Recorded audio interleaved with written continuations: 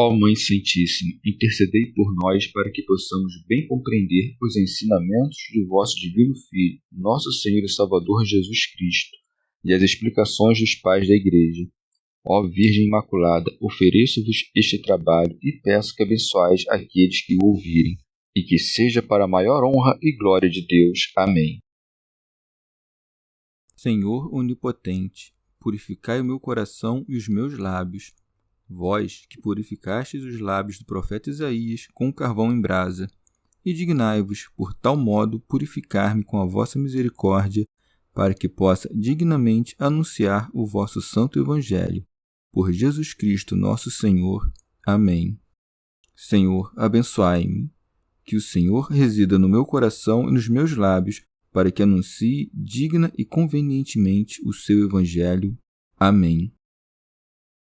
Evangelho de Nosso Senhor Jesus Cristo segundo São Lucas. Os verdadeiros parentes de Jesus. Sua mãe e seus irmãos chegaram até ele, mas não podiam abordá-lo por causa da multidão. Avisaram-no então: tua mãe e teus irmãos estão lá fora querendo te ver. Mas ele respondeu: minha mãe e meus irmãos são aqueles que ouvem a palavra de Deus e a põem em prática. Comentários dos Pais da Igreja. Tito Bostrense. Deixando de lado os parentes carnais, Nosso Senhor ocupava-se de ensinar a doutrina do Pai. Como, porém, sentissem sua falta, vão até ele, e por isso está dito: sua mãe e seus irmãos chegaram até ele, mas não podiam abordá-lo por causa da multidão. Quando ouvires falar dos irmãos do Senhor, subentende piedade e graça. Ninguém, com efeito, pode ser irmão do Salvador segundo a divindade, já que ele é filho único.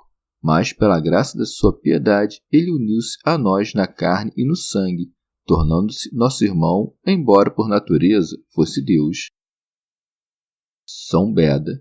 Os irmãos de carne do Senhor não são filhos da bem-aventurada Maria, mãe de Deus, como pensa Euvídio, nem filhos de José com outra esposa, como pensam alguns. Deve-se antes entender que esses irmãos são seus parentes. Tito Bostrense. Os irmãos de Jesus pensavam que, ao saber de sua presença, ele despediria o povo em respeito ao nome da mãe e pelo amor que tinha a ela. Por isso segue. Avisaram-no então: tua mãe e teus irmãos estão lá fora querendo te ver. São João Crisóstomo. Leva em consideração o que seria trazê-lo para fora com o povo todo reunido à sua volta, com as atenções fixas em seus lábios e já escutando os seus ensinamentos. Por isso é que o Senhor responde como que repreendendo: segue. Mas ele respondeu: minha mãe e meus irmãos são aqueles que ouvem a palavra de Deus e a põem em prática. Santo Ambrósio. Jesus Cristo, mestre da moral, que se dá como exemplo aos outros e que haveria de ensinar aos homens que quem não abandonar o pai ou a mãe não é digno do Filho de Deus, é o primeiro a se submeter a esse preceito, não porque recuse a obediência devido à piedade materna. Afinal, ele mesmo nos deu o mandamento: quem não honrar o pai e a mãe será condenado à morte, mas sim porque reconhece que deve mais aos mistérios paternos que aos afetos maternos. Não rejeita os pais com injúria, antes ensina que os vínculos do espírito são mais sagrados que os dos corpos. Nesta passagem, portanto, a mãe não é negada, como tentam caçar em suas palavras alguns hereges, já que na própria cruz ela é reconhecida. Apenas o cumprimento dos mandamentos celestiais é colocado acima do parentesco carnal. São Beda. Os que ouvem a palavra de Deus e a praticam, portanto, recebem o nome de Mãe do Senhor, porque é como se por suas palavras e exemplos o concebessem todos os dias em seus corações. São também seus irmãos quando cumprem a vontade do seu Pai, que está nos céus.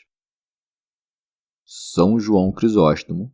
Não disse isso para repreender a mãe, mas, pelo contrário, para prestar-lhe um auxílio singular. Pois, se tanto se interessava pelo bem dos homens que fez nascer no coração deles a noção correta sobre a sua pessoa, interessava-se muito mais pelo bem da mãe. Ora, não a teria elevado a um grau tão elevado se ela esperasse que ele sempre a honrasse como um filho, sem considerá-lo seu senhor. Teofilacto Diócrida.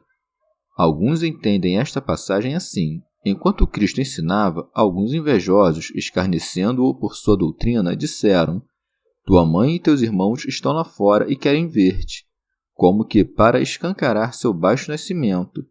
E é por isso que ele, reconhecendo-lhes os pensamentos, responde-lhes assim, dando a entender que o parentesco humilde não faz mal a ninguém, mas que, se alguém é de origem obscura, porém ouve sua palavra, considera-o seu parente. Como, entretanto, apenas ouvir não salva ninguém, mas antes condena, ao ouvirem a palavra de Deus, acrescenta e a praticam.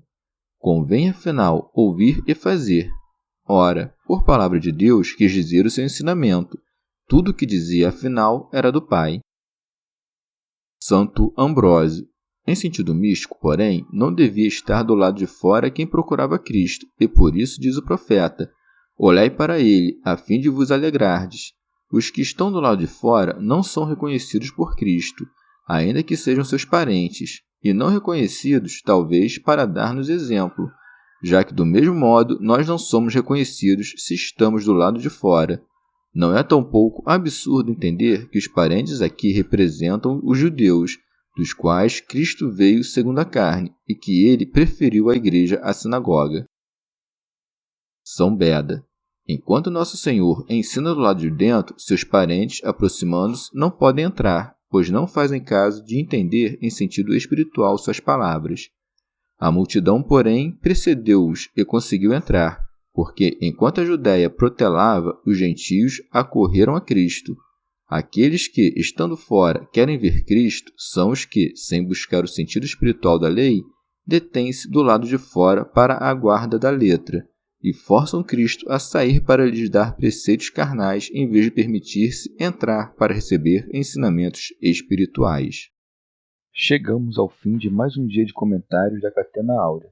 Muito obrigado por ficarem até aqui, que Nossa Senhora derrame suas graças sobre nós e até amanhã.